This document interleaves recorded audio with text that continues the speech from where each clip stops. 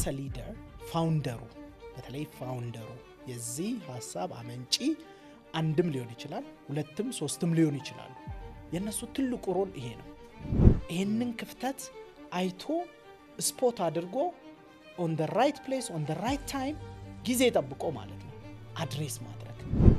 ቲም ፎርም ከማድረግ በፊት ምንድነው ስራው የሚለውን ራሴ መረዳት መቻል አለብኝ በደንብ የሆነ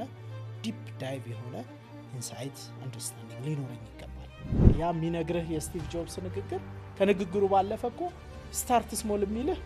ትልቅ ያሰብክበት እንደምትደርስ ስለሚያውቅ ትልቅ ያሰብነው መድረሻው ትንሽ መጀመርና አሁን መጀመር አክሽን መውሰድ ነው